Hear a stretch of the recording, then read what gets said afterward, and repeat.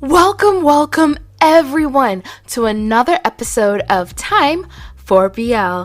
This is the podcast where we review movies, TV shows, novels, and comics, all in the boys love genre.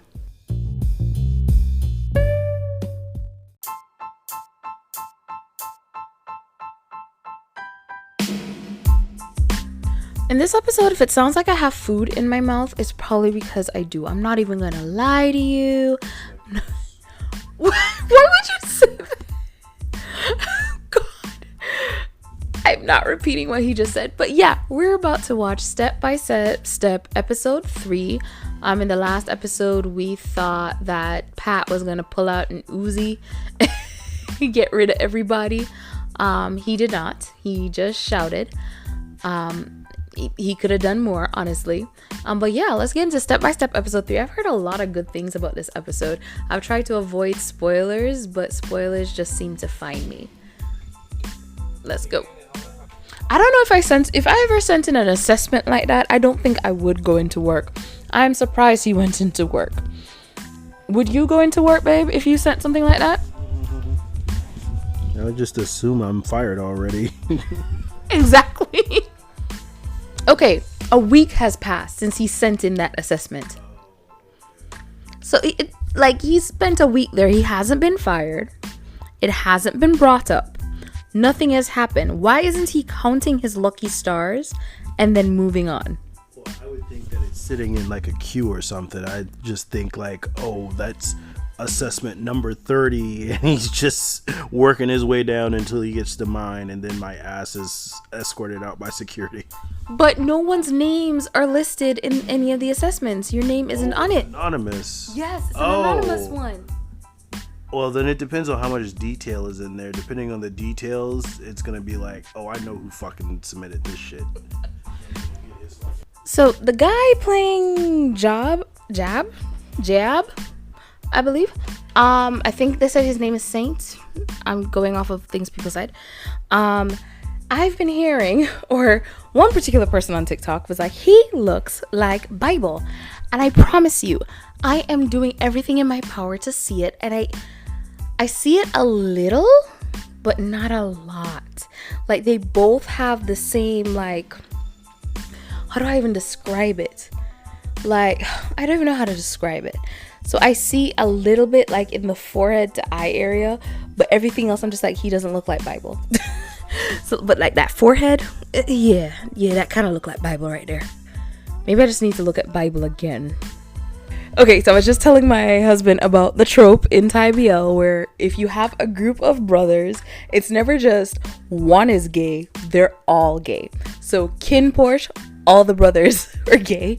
In Fish Upon the Sky, all 3 brothers are dating men, but I don't think they explicitly said they're gay, especially since the middle brother, he is shown to like go after girls and then he ends up falling for a guy, but the younger brother is definitely gay and has from the beginning been going after a guy, and then the older brother comes to visit home and brings his boyfriend. How did this become a trope? Like what? I don't understand. How it is that an entire family of boys, everybody's gay. I don't know. I think it probably started in like Japanese BL, and it was just a really popular trope that if one boy in the family is gay, all boys in the family are gay. There's even ones where the dad is gay as well. Like, okay. There's no heterosexuality left in Thailand. That's actually an ongoing joke. But yes, there's this series called Cutie Pie. In Cutie Pie, that's the one where they have been betrothed to each other, where one was a baby and the grandfather's like, yeah, you two are getting married. Like, he just knew, yeah, you're both gonna be gay when you're older. But the older one, well, both of them actually have best friends who are with each other as well. And the older one in that relationship, his dad has a storyline of him falling in love with a younger guy. So everybody's gay. You have no words, I'm guessing? No, I don't. I've never seen this trope before. I don't know what to make of it. It's like seeing a new alien life form. Yeah, and then they also have the trope that like the friend group where one of them starts to like a guy, so all the guys in the friend group start to like guys, and it's usually they all like guys from the same friend group, so everybody starts dating. The friend groups start dating each other. There's also that trope. There's like so many like little tropes here and there that we just embrace. And now I'm seeing that there might be a brother trope in here where it turns out the friend of the younger guy, Pat, is actually also Jaab, that guy, is the brother of Jeng, which makes sense. J and J, huh? Should have seen that coming. Okay, so I'm just thinking about it. So Jaab and Pat are friends, and they've been friends for years, I'm guessing. Jeng and Jaab are brothers, and they've been brothers their entire lives, I'm guessing. So how is it that Pat has never seen Jeng at all? Because think about it, like friends have each other's social media. A lot of brothers will post pictures on social media together when they, get together, or even just like follow each other, and you can see a lot of times who your friends follow, and like if they write on someone else's wall, all that. Like, is it that Jeng is not even on social media? But that makes no sense because he's in digital marketing. And also Jaab does some marketing or concept creation work, which means he has to be on social media as well. I am confused as to how they've never met or they don't know of each other. This is like one of those coincidences that would make sense maybe in like the 90s. It makes less sense now because of how chronically online everyone is, to me at least. I kind of jumped over all the Jaab and Jen things. Yeah, it was really cute. Jaab like, squeeing over the fact that Jen is going to be able to go on a date with him, basically, to the birthday party. And the interaction between Jaab and Jeng and the phone charger. That's all adorable. Now it's at the restaurant, and the restaurant, the birthday party. And the first thing I noticed, I've talked about before, that was very apparent in between us, it's the colorism. So the waiters are dark skinned. I noticed that the waiters are dark skinned, but most of the people we see attending the party are lighter skin. And it goes back to that whole like good enough to be behind the camera, not good enough to be in front of it. And in this space, it's good enough to play the servants, not good enough to play the patrons. And it's something that I hope Thai BL will shift from, but we don't even see Western media completely shifting from that. They still have those issues. I mean, look at that movie, about Ice Cube and Straight Outta Compton. I was like, what is that song? Yeah, but that Straight Outta Compton, when it showed the call sheet and it looked, they were looking for light skinned girls for the really posh uptown parties, and they were looking for dark skinned girls for the ghetto ratchet parties. And so I don't expect there to be a huge shift of that, especially in a country that has adverts on TV for skin whitening cream. Or things like, if you want clear, bright skin, drink our water. They have ads like that too. So I don't think a country with ads like that, and even in the show On Forgotten Night, there was a whole thing with going to a clinic for skin treatments and drinking certain things and all that. I don't expect them to move away from that very soon. Hopefully, as Thai BL or just Thai media in general becomes more global, they will slowly move away from that, or quickly.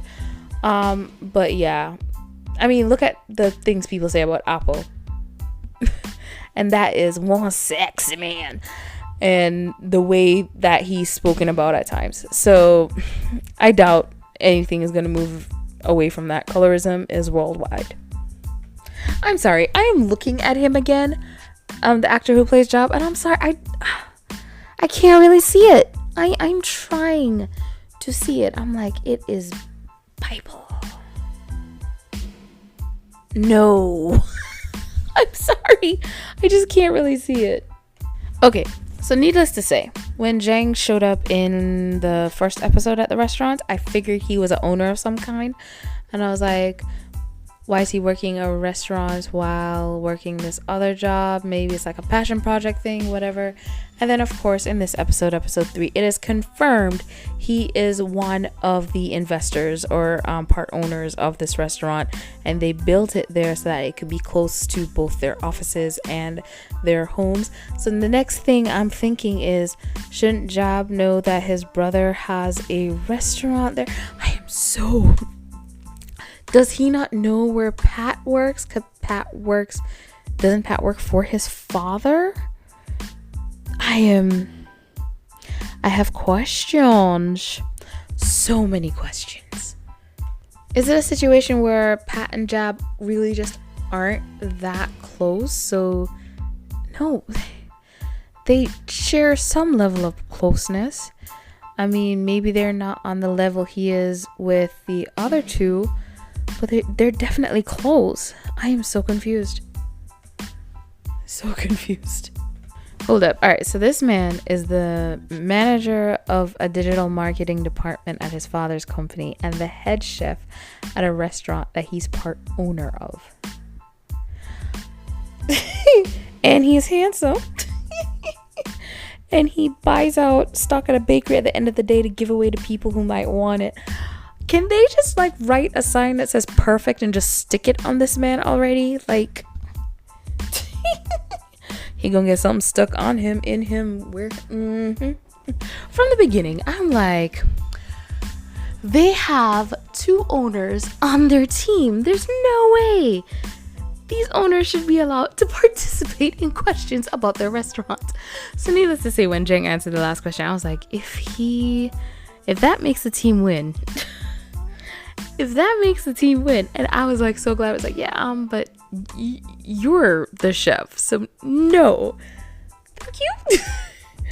But this scene, this whole thing is like one of the things I love about like the tropes and stuff. This, because we were talking about tropes earlier, but this whole like coincidence of the restaurant he's been going to turns out to be Jeng. The food he's been eating turns out to have been cooked by Jeng. Like all this stuff. Oh my god. I'm like, he's always liked these things about Jeng without knowing even who Jeng is. It's so adorable. Every time Jaab comes on the screen, I can't help but go, all right, remember, he looks like Bible. He looks like Bible. And then now I'm thinking about it. I'm like, let's see. Bible played Vegas. Vegas wanted Porsche for reasons. Porsche was already with Kin. But before that, he wanted Tawan, who was also with Kin. And now here is Jaab, who wants Jen. And Jen is with someone named Mon. He's just like Bible, all right? He's playing a man who covets another man's boyfriend. Well, in Kin Porsche, he coveted his cousin from his cousin. I actually really love the framing of this scene at the restaurant with Jaab and Jen being in that archway. Whenever the camera goes farther out, it looks really cute. And then when we get the close-up, they're like leaned against each side, and I really like the whole framing of it. It looks like Jaab trying to bring them together and this whole romantic scene, but then we also know Jane is with Mon, so he is not looking at it as a romantic scene, I believe. He's just hanging out with a coworker and friend. Versus Jaab, who's like, I'm hanging out with my crush and I'm trying to see if there's anything there worth me holding on to. Okay. So Jaab and Jen go to the car. Jen says that Mon is gonna pick him up at Jaab's condo. Okay, and then makes the comment about how it feels like a one night of our first night was. Look, huh? That threw me off. But I was like, nope, I'm not gonna pause yet. I'm gonna keep watching. It's all cute, him opening the door for him and everything. Then they get back to the condo, sorry. No, this is the thing. So he asked him, do you want some water? Do you want beer? Or do you want green tea? He's like, yeah, let me get a green tea.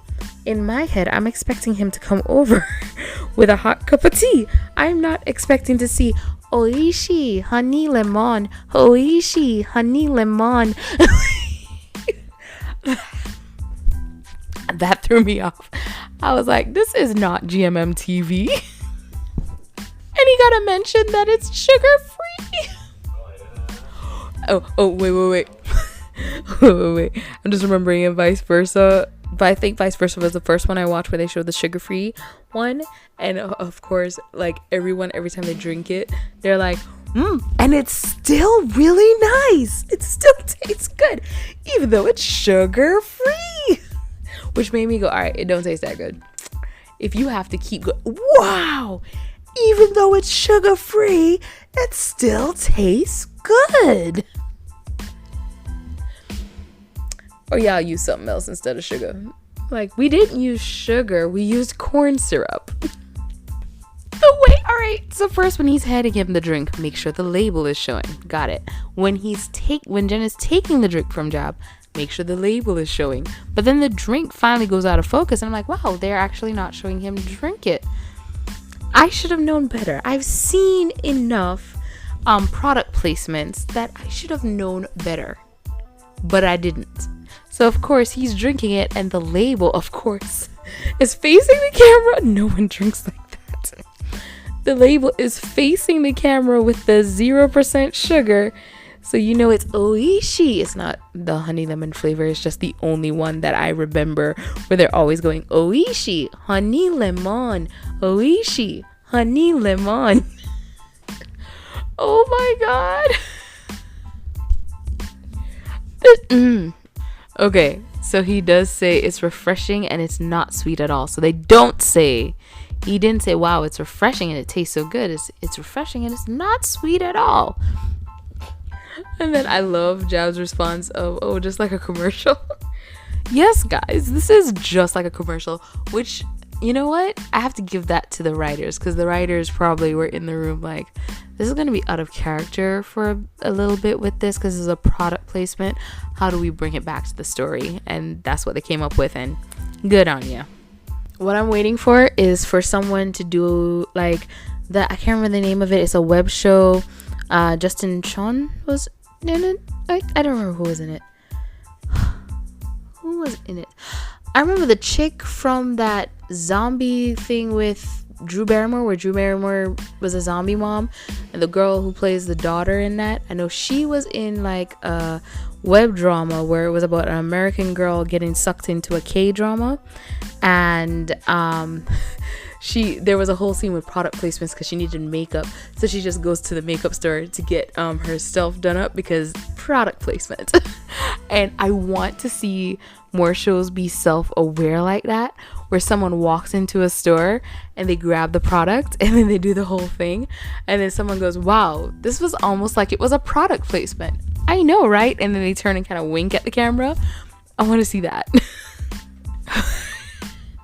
All right, so Mon called at the most inopportune time for Jaab when he's getting ready to confess, but it's just the two of them sitting on the couch, so uncomfortable with each other now, like in silence.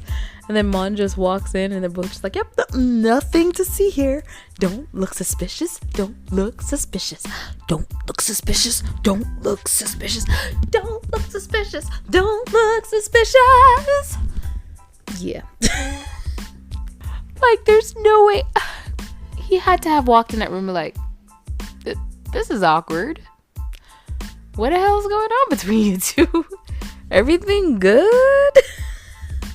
Maybe he wasn't raised in trauma. Maybe that's it. He came from a happy home, so he didn't even think twice.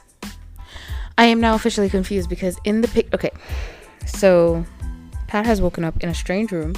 He realized when he was walking in the wrong direction to get to the bathroom, and he picks up a picture frame, and in the picture frame is his boss, the boss's wife, and Jeng.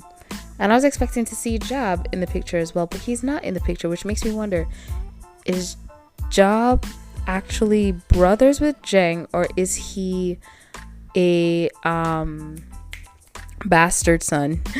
I'm sorry, I was trying to find a nicer way to say it. Is he a child born from infidelity? Is he the unwelcomed child? Who is he? I am confused. I am Confucius. I'm not Confucius. I'm just confused. But why didn't he take him back to the condo? Like, it's worse that he's waking up in his boss's mansion, isn't it? Oh God, I'm confused. Or take him to a hotel. Would a hotel be better? Okay, hold up. So Jen gets Pat into the car and into the minivan here, okay? He sits down and he turns and he like says, back to my condo someday, whatever the driver's name is. Then we get another outside angle of the van and him going on his phone, and there is no one in the car. I can't see a driver. Can you see a driver? I can't see the driver. Maybe the driver's on the other side and that's why I can't see him. But it looks like he just spoke to nobody. I can't see anybody. Dang it. I remembered it earlier. I noticed it earlier, but I forgot to mention it. And now that Jeng and Pat are talking, it's coming back again. But I love how Jeng comes down the stairs. He's realizing, oh yeah, he definitely read my review. He read my review. Yeah. So he's realized that. But what I love that I noticed earlier and forgot to mention, and now that they're talking about it, realize Pat is wearing Jeng's clothes. Oh, because I noticed, of course, that the shirt is big on him, but I wasn't thinking about it. Oh, that is cute. That is adorable. That's an adorable little detail to make sure it was bigger. You know, like how in some shows there'll be like a obvious height difference and everything, but somehow the clothes perfectly fit. Ooh, I just remembered in Teen Wolf when Styles wanted Danny to do a favor for him, so he just had Derek in the closet like trying on different shirts that were too small for him. And he's like, I can have him keep going all day for you, Danny. Just remembered that. So the dad from Skoy is also plays Jeng's dad in this, and he was also supposed to be the dad in Kin Porsche, I believe, when it was with the other company before the OC. This man just has a tough look. If it's not him, then him and somebody else just share that same tough look, that tough face, and it's so. For me, like, it's hard for me to even see him as Jeng's father, because like he just has this rough, tough look, and Man doesn't have that rough, tough look. He is a very beautiful man. Man is beautiful, man. And not to say you can't be beautiful and rough and tough, but that rough and tough, like, gruff look is very different from that, like, handsome, tall, mysterious, charming, debonair look. Like, they're both different looks and they work for different things. And I'm like, is it a good thing that they cast them? Like, because he, of course, is gonna play that tough, rough father very well. He plays scary very well. He knows how to use what he has. Like Danny Trejo. Like Danny Trejo, like the thing where Nice Peter was singing to Danny Trejo and Danny Trejo did not break character the whole time, just stared him down. And then when the song was finished, like busted out laughing, because he's actually just a really sweet puppy now, especially in his older years, as you know, dad and all this stuff has like worn him down, and he's just a sweet old man now. That's what I feel like that guy is. Like, he's probably like the sweetest, nicest person, but then he always gets typecast in that rough, tough guy. Y'all watch Physical 100? The bodybuilder guy? He was so cute.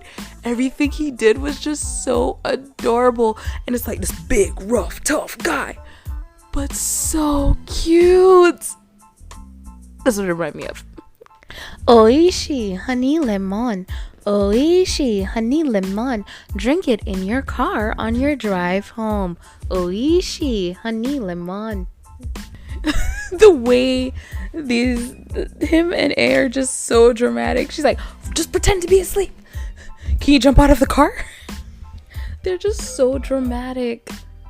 So Jeng is actually going through an existential crisis, showing up to the restaurant, and his employees are glad that it's his day off because they don't want to have to deal with him. Going through everything like, dang, do I really want to be this guy? Wow.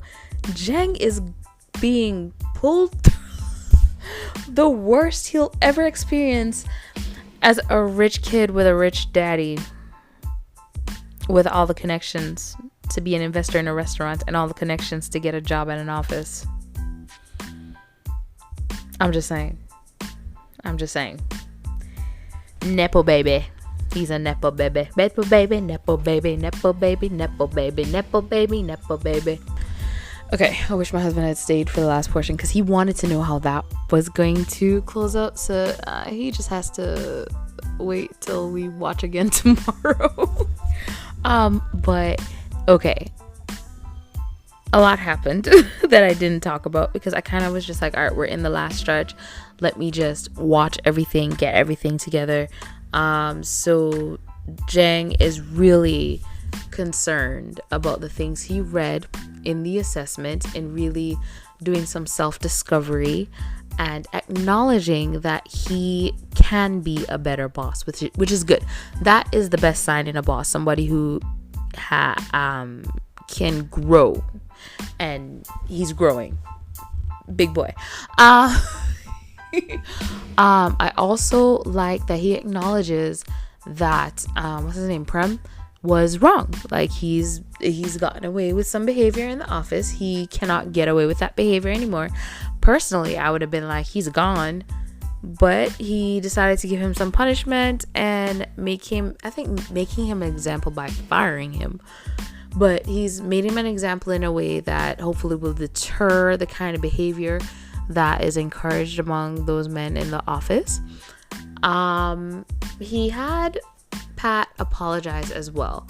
And this, I had to go, you know what, he's right. This is where I need my husband, because my husband was the one who was like, why is he acting like that in the office?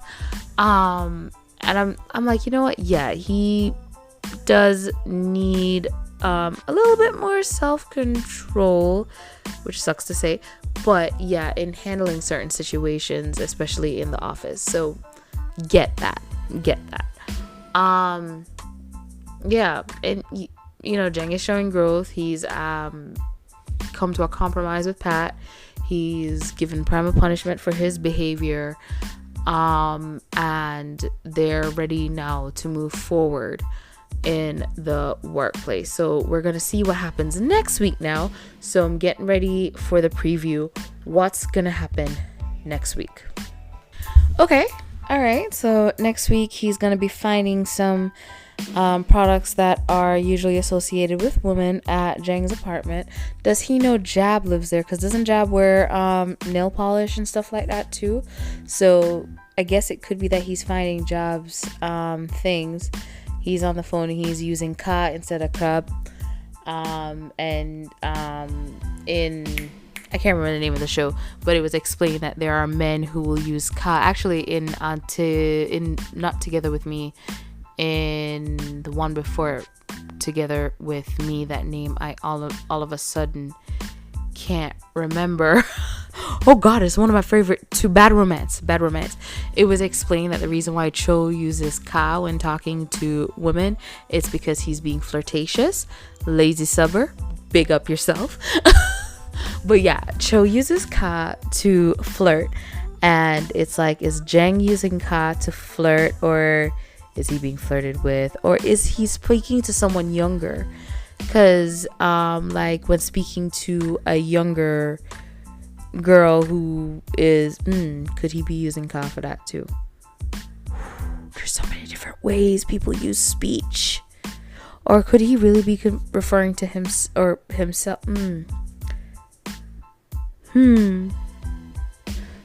But yeah, Pat is keeping a close eye on Jen because he wants to know his weak points. And I feel like this is going to be the shift where we start seeing more romance blossoming between them. So what? Maybe like episode 5 or 6 we'll get a kiss. I doubt we'll get one next week. So maybe 6 we'll get the first kiss. And then Jaab and Jen will probably get together in the very next episode if it wants to be messy. So what did you think of this episode of Step by Step? I'm really enjoying this show. Are you enjoying the show as well? I think it is. 2022 was the year of BL. 2022 was the year of BL. So 2023 is the year to step up BL. And the ones that I've watched so far have been doing a good job. A Boss and a Babe, I believe, have their final episode this week. I might be mistaken. Did they extend it? I can't remember. Did they extend it to 10 or? I think this week is their final episode. I can't remember. Bed Friends has already ended. That was good. I liked Bed Friend. The last 2 episodes were a lot of fluff. Some of us love the fluff. I wanted more story with the fluff. It was a lot of fluff, not a lot of substance. There we go. And Tudor didn't even show up till like the 5 seconds in the end. Why was he in the opening credits the entire season? But that is another that is for another day. We have stuff coming out of Japan, I believe, that I haven't watched. I'm not even gonna lie, I haven't watched it, so I can't talk about it. Taiwan, History 5. Watched half of the first episode and gave up. But yeah, what BLs have you been watching this year? 2022 was the year of BLs. 2023, they gotta step up their games because 2022 knocked it out the park. As far as I'm concerned, a lot of people didn't like I Long Nai. I loved I Long Nai, and I need to review the movie. Force me to review the movie. Like, go on all my social media and just force me to review the movie, or else it will never get done. Thank you guys so much for tuning in to another episode of Time for BL. Don't forget to follow me on TikTok. I'm very active there. That is the place I'm most active, honestly. Have a wonderful morning, evening, afternoon, and good night. Whatever it is, wherever you are. Bye.